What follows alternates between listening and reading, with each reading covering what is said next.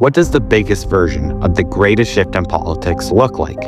Many people would point to Donald Trump's stunning win in 2016, which jump-started a movement that still keeps very strong 9 years later, or his effect on other countries in the West, which has caused complete polling reversals and incredible chokes. There have been a lot of great movements. Maybe your choice is the Arab Spring in the early 2010s, revolutions such as Syria in late 2024, new ideologies like communism or Trumpism, which shocked the very people that went through them. But maybe the best way to visualize this question is this: a list set in the year 2000 that shows how many governments or main opposition which were right-wing populist. Now in the year 2000, you would expect this to be a long one, as populism has been a rising movement for a substantial amount of time. But you're wrong. It looks more like this, with Canada being the only country in the West to have a major right-wing populist party. If we expand this to 2025, you can see that there has clearly been a shift in the West, as there is a 1,000% increase in the amount of major parties that are right-wing populist across Europe and North America. Some notable countries include the United States, led by President Donald Trump, which has served as the foundation for other movements across the world. Big opposition players include France, with National Rally that gained new popularity because of Marine Le Pen, making it the largest opposition party in parliament in the year 2022. Over the same time span of 25 years, with only a single government even having a populist opposition, there are now 6 current countries with that government ideology in the present day, with opposition parties in 5 countries. Are we witnessing the greatest movement in politics ever?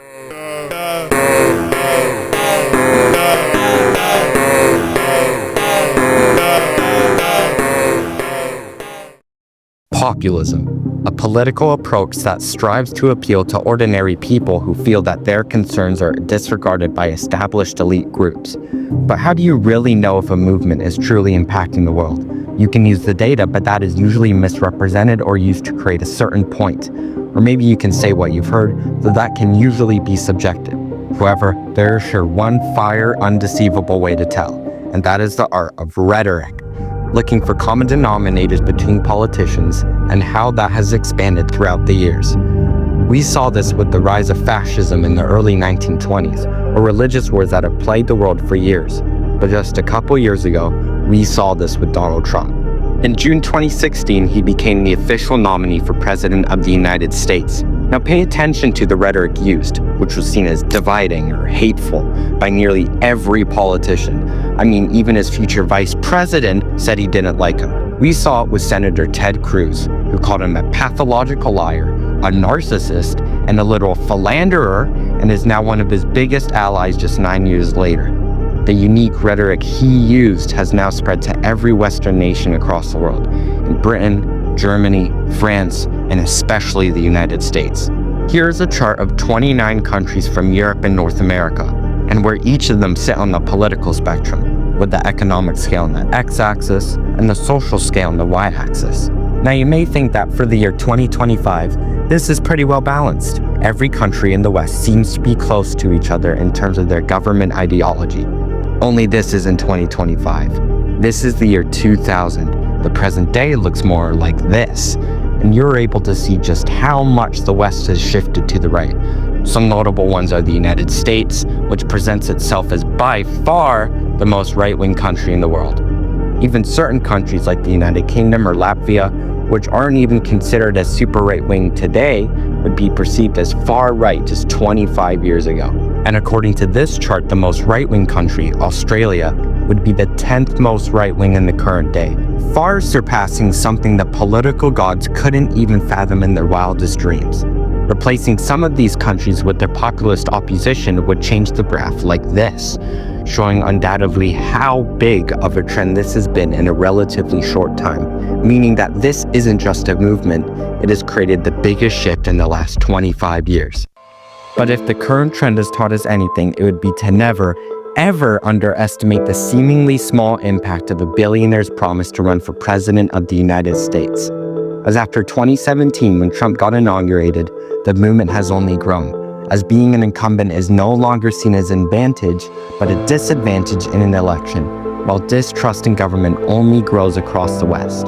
At the same time, this has caused an effect where the normal establishment parties have shifted to the right in order to compensate for the ballooning support of the populist policy. An example of this would be in the United Kingdom, where Keir Starmer, who led a supposed center-left Labour Party, won the largest amount of seats in the country since 2001, campaigning on policy which they have made complete U-turns on. And as soon as the right-wing populist party Reform began to lead in the polls after the election, they suddenly had a brain fart and began to cut spending, be more conservative than the literal Conservative Party on immigration, and completely abandon their left-wing base. You cannot make this up. Populism has shifted every single major party to the right. Everyone is listening to you now. You came by the tens of millions to become part of a historic movement, the likes of which the world has never seen before.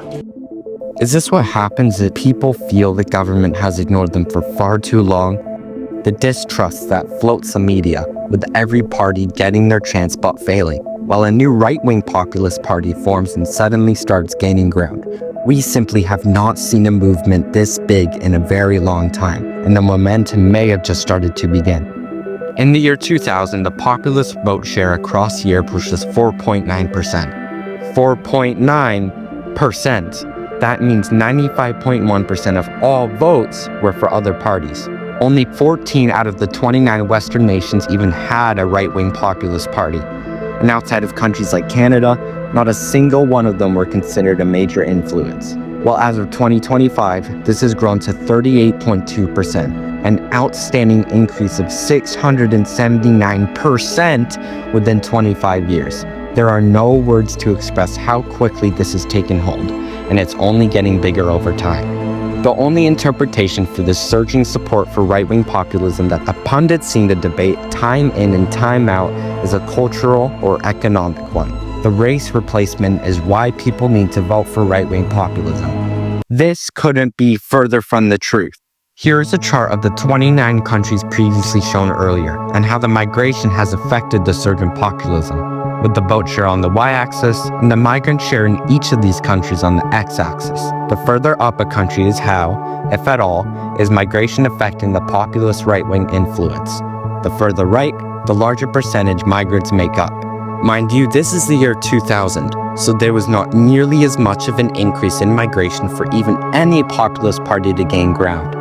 And even towards the bottom of this chart, you'll see some familiar countries, like Hungary at 5.6%. Although Prime Minister Viktor Orban didn't behave as a populist yet for him to be considered, the country still had other parties. Keep going and you'll see just how much migration influences the vote, such as in Canada, where the Reform Party there believed that any migration based on race radically altering the ethnic demographic was not desirable. In countries such as New Zealand, the populist right-wing wanted a tight immigration regime, binding migrants to living in communities of fewer than 100,000 residents. Although most of the countries you saw at the bottom did not have a prominent right-wing populist party, we can clearly see that the higher you go, the further the percentage of migrants in these countries are. In 2025, on the other hand, however, the graph changes like this, and we are able to see just how big of a magnitude the shift has been. Aside from a very small number of countries, the total share of migration in every single country has increased, leading to a ripple effect where right-wing populism has exploded in popularity. But the contrast this time around looks less obvious, as countries like Poland or Hungary feel threatened by the number of immigration around their own nations, leading to voters preemptively voting for right-wing populists to keep that immigration from happening to them. And as the increase in migration surges, the amount of citizens feeling like they are insecure economically, populist right-wing governments will keep showing up around the world. But the real kicker to all of this is the movement will only get larger over time, and there is no way anyone can slow it down. As people become more nationalistic and against the expansion of immigration, populism will become a bigger mindset that Western countries follow. Donald Trump, Nigel Farage, Marine Le Pen, Viktor Orban, Alice Weidel, Maxime Bernier, Giorgia Meloni, all part of the populist grouping. Some names you've never even heard of have contributed to the overwhelming surge in populist support, and they will keep riding high on that support. The metrics show that while the ideology is an incredible love-or-hate mindset, it feels quite weird to say that we are in the middle of simply the biggest movement modern politics has ever seen.